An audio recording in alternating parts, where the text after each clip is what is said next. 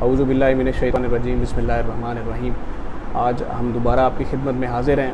ایک حساس ٹاپک پاکستان سمیت پوری دنیا میں بسنے والے مسلمانوں کے دل پر جو گزر رہی ہے وہ اللہ جانتا ہے یا اس کا پیارا نبی آپ سرکار صلی اللہ علیہ وسلم جانتے ہیں۔ اس حساس ٹاپک کے حوالے سے آج ہم بات کریں گے معروف مذہبی اسکالر جو ڈویژنل امیر ہیں جماعت اہل سنت پاکستان کے پیر سید ظفر علی شاہ صاحب۔ آگاہ بگاہے ہم ان سے جو دینی مسائل پر گفتگو ہے، بات ہے، وہ ہم کرتے رہتے ہیں اور آپ تک پہنچاتے رہتے ہیں۔ آج ہم بات کریں گے جو نیشنل کمیشن میں اقلیتی ممبر کو شامل کرنے کی جو باتیں قادیانیوں کے حوالے سے چل رہی ہیں۔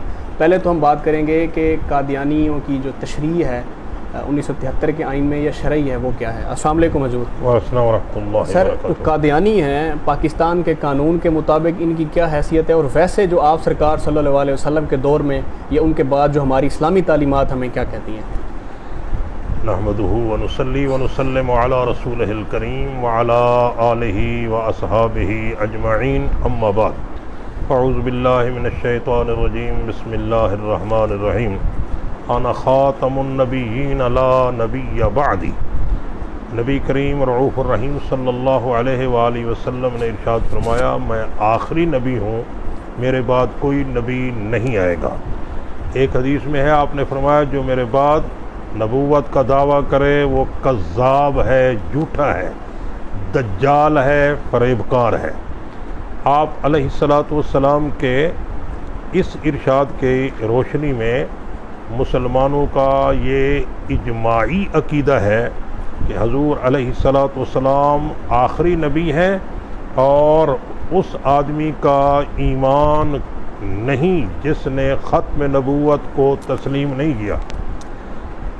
مرزا غلام محمد قادیانی نے نبوت کا جب دعویٰ کیا تو اس کا جو پہلا ہے، پہلے مجدد بنا، پھر اور دعوے کرتا رہا، آخر میں اس نے نبوت کا دعویٰ کیا۔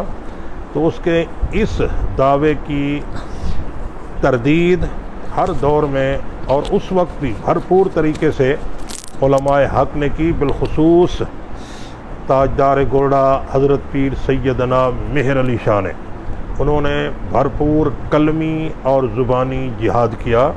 پیر صاحب کی دو بڑی مشہور کتابیں ہیں اس موضوع پر، شمس الہدایہ اور دوسری کتاب ہے سیف چشتیائی، جس کا جواب 100 سال سے زیادہ ہو گیا، آج تک قادیانی نہیں دے سکے۔ اس قرآن و سنت کی روشنی میں قادیانی جو نبوت کے دعوے دار ہیں، یہ صرف اقلیت نہیں ہے بلکہ مرتد ہے۔ ہماری اسلامی تعلیمات کے مطابق یہ مرتد ہے، اس کو فتنہ ارتداد کہا جاتا ہے۔ اور آپ کو بالکل اچھی طرح معلوم ہے کہ سب سے پہلے انکار ختم نبوت کے اس فتنہ ارتداد کی سر کو بھی جلیل القدر صحابہ کی جماعت بھیج کر حضرت سیدنا ابو بکر صدیق رضی اللہ تعالی عنہ نے کی۔ مسلمہ کذاب جس میں مارا گیا، اور 1200 صحابہ کرام نے اپنی جان کی قربانی دی، شہید ہوئے۔ اس لیے یہ معمولی مسئلہ نہیں ہے، یہ ہمارے عقیدے کا مسئلہ ہے، اور اس پر کسی قسم کی کوئی نہ رعایت دی جا سکتی ہے، نہ کمپرومائز کیا جا سکتا ہے۔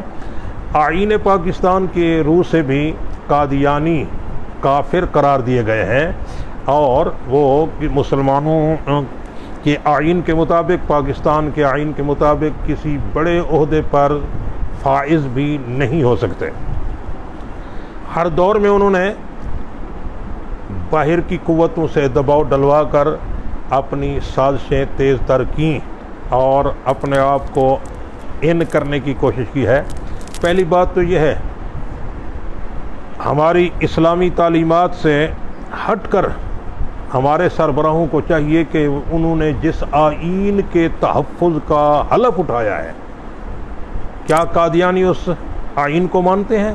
نہیں۔ تم تو یہ کہتے ہو کہ آئین پاکستان کو جو نہ مانے وہ غدار ہے، تو غدار کی سزا موت ہے۔ قادیانی تو آج تک دھڑلے سے کہہ رہے ہیں کہ ہم پاکستان کے آئین کو نہیں مانتے۔ پاکستان کا آئین ان کو کافر قرار دیتا ہے، اور قادیانی برطانیہ میں بیٹھ کر اپنے ٹی وی چینلوں پر اس کو للکار رہے ہیں اور پتہ نہیں ہماری حکومتوں کو کیا ہو جاتا ہے کہ جو بھی حاکم آتا ہے وہ پہلے ان کے لیے نرم گوشہ پیدا کر دیتا ہے. یہ قطعاً قابل قبول نہیں ہے. آئین پاکستان کا جو غدار ہے وہ کسی صورت بھی رعایت کا مستحق نہیں ہے. عدالتیں فیصلہ دے چکی ہیں غدار آئین کا سزائے موت کا مستحق ہے، اور نیا فیصلہ آپ کے سامنے ہے. تو پھر اس فیصلے کی روح میں اس یعنی آئین پاکستان کے فیصلے کی روح سے بھی اور قرآن و سنت کی روح سے بھی قادیانی مرتد ہے، مرتد، اور ارتداد کی سزا موت ہے. یہ بات تو طے شدہ ہے. بہرحال ان کو اقلیت قرار دیا گیا ہے. اگر وہ اپنے آپ کو اقلیت تسلیم کریں تو سب سے جیسے ہم یہاں ہندوؤں کو، عیسائیوں کو، دیگر مذاہب کے جو اقلیت ہیں ان کو حقوق مل رہے ہیں. کبھی مسلمانوں نے ان کے خلاف کوئی آواز نہیں اٹھائی. وہ ہمارے پیغمبر صلی اللہ علیہ وسلم کے بارے میں کچھ نہ کہیں تو ہم ان کو ہر طرح کی سہولتیں دے رہے ہیں. کبھی مسلمانوں نے ان کو تنگ نہیں کیا. یہ لودھرا کی بات دیکھ لیجئے، مسلمانوں نے کبھی ان کو تنگ نہیں کیا. کہیں قسم کی وہ چھیڑ چھاڑ کریں گے تو پھر ہم ان کو چھوڑیں گے نہیں. ہم یہی کہتے ہیں کہ قادیانیوں کو ایک سیاسی تحریک سمجھا جائے. قادیانی برطانوی سامراج کا ایک انتہائی بھونڈا قسم کا سازش کا سرغنے ہے، اور اس کو ہر طرح سے کلا کما کرنا چاہیے. جو حکومت ان کو کسی قسم کی رعایت دے گی وہ خود پاکستان کے آئین کی غدار ٹھہرے گی، اور مسلمانان پاکستان ایک لمحے کے لیے بھی قادیانی کو کسی قسم کی رعایت دینے کے لیے تیار نہیں ہے. میرا سر دوسرا سوال یہ ہے کہ ہمارے ناظرین یہ جاننا چاہ رہے ہیں کہ قادیانی مرتد ہیں، مرتد تھے، اور انشاءاللہ قیامت تک مرتد رہیں گے، لیکن عام پاکستانی شہری یا پوری دنیا میں بسنے والے جو مسلمان ہیں وہ یہ جاننا چاہتے ہیں کہ جو روزمرہ کی زندگی ہے، روزمرہ میں جب یہ قادیانی ملتے ہیں ان کے ساتھ یارانے، دوستیاں، کھانا پینا یا شادیوں میں آنا جانا، اس طرح کے کوئی ریلیشن یا تعلقات بھی رکھنے چاہیے؟ دیکھیے، ارتداد اور کفر یہ دو الگ باتیں ہیں.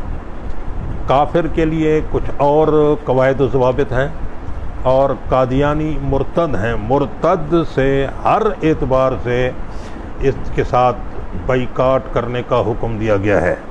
جو مرتد ہوگا جب وہ واجب القتل ہے تو مسلمان ان کے ساتھ نہ کھا پی سکتے ہیں، نہ سلام کر سکتے ہیں، نہ ان کے ساتھ کسی قسم کی دوسری ہر طرح کا مقاطعہ اور بائیکاٹ ان کے ساتھ کرنے کا شرعی حکم ہے. نبی کریم صلی اللہ علیہ وآلہ آلہ وصحبہ وبارک وسلم کی بارگاہ میں جب مسلمہ کذاب آیا تھا تو آپ نے زمین سے ایک تن کا اٹھا کر کہا تھا اگر تو یہ چاہے تو میں یہ بھی تجھے نہیں دوں گا. مسلمہ کذاب جو پہلا مدعی ہے جھوٹا نبوت کا تھا، اس کو حضور صلی اللہ علیہ وسلم نے یہ فرمایا تھا. تو اس لیے عیسائی ہوں، یہودی ہوں، آپ ان سے رعایت برت سکتے ہیں اگر وہ علل اعلان آئین پاکستان کو تسلیم کرتے ہیں اور ہمارے پیارے نبی صلی اللہ علیہ وسلم کی شان میں کسی قسم کی علل اعلان گستاخی بے ادبی نہیں کرتے تو وہ اپنے مذہب پہ رہیں. لکم دینکم ولی دین، اس کے مطابق وہ اپنے مذہب پر رہیں، ہم اپنے مذہب پر ہیں. ہم ان سے کسی قسم کا کوئی چھیڑ چھاڑ نہیں کرتے. لیکن قادیانی، ان کے ساتھ تو ہر طرح کا بائیکاٹ ہے. ان سے رو رعایت بالکل نہیں ہے. نہ کھا ان کے ساتھ سکتے ہیں، نہ پی سکتے ہیں. ان کے جس قسم کی تجارت ہے اس سب کا بھی مسلمانوں کو بائیکاٹ کرنا چاہیے، کیونکہ وہ اس طرح کے ادارے کھول کر جو مسلمانوں کو پتہ ہی نہیں ہوتا وہ اسلام کا نام لے کر عام سادہ لو مسلمانوں کو ورغلاتے ہیں اور ہمارا پیسہ پھر ہمارے خلاف خرچ کرتے ہیں. تو اس طرح غیرت ایمانی کا تقاضا یہ ہے کہ ان کا ہر طرح کا سوشل بائیکاٹ کیا جائے. جی، آپ نے بڑی تفصیل سے معروف مذہبی اسکالر پیر سید ظفر علی شاہ صاحب کی زبانی سنا. ہم آپ کی اصلاح کے لیے، اپنی اصلاح کے لیے ان کو تکلیف دیتے ہیں، یہ دین کی خدمت کے لیے بیٹھے ہیں. ہم آپ کے لیے ویڈیو ریکارڈ کر کے آپ کو بھیجتے ہیں تاکہ آپ کے دل میں، دماغ میں کوئی ابہام نہ رہے. یہ وہ میسج ہے جو ہمیں اپنانا چاہیے. پاکستان کے قانون میں، پاکستان کے آئین میں بڑا واضح ہے قادیانیوں سے متعلق، اور پاکستان پینل کوڈ کی جو شق ہے سی 298A 298B اور 298C یہ انتہائی برگزیدہ اور مقدس شخصیات سے ریلیٹڈ ہے. یہ آپ کی رہنمائی کے لیے ہم نے اردو میں بھی سوشل میڈیا پر شیئر کر دی ہے. آپ سنیے, سوشل میڈیا پر چلنے والی جھوٹی خبروں میں مت پڑیے, بحث میں مت پڑیے. یہ بڑا حساس ٹاپک ہوتا ہے. اگر آپ کو کوئی رہنمائی لینی ہے تو اپنے قریبی, آپ اپنے جو آپ کے عالم دین ہے یا مذہبی اسکالر ہیں, آپ ان کو مل کر جو ہے وہ رہنمائی حاصل کر سکتے ہیں. اور حکومت وقت جو ہے وہ ہمیں امید ہے کہ ماضی قریب میں وہ مسلمانوں کی جو آپ سرکار صلی اللہ علیہ وسلم کے ساتھ محبت, عقیدت جس شدت سے ہے وہ سب کو پتہ ہے, پوری دنیا جانتی ہے. ایسا کوئی اقدام نہیں اٹھایا جائے گا کہ کوئی قادیانی جو ہے وہ اقلیتی کمیشن کا ممبر بن سکے.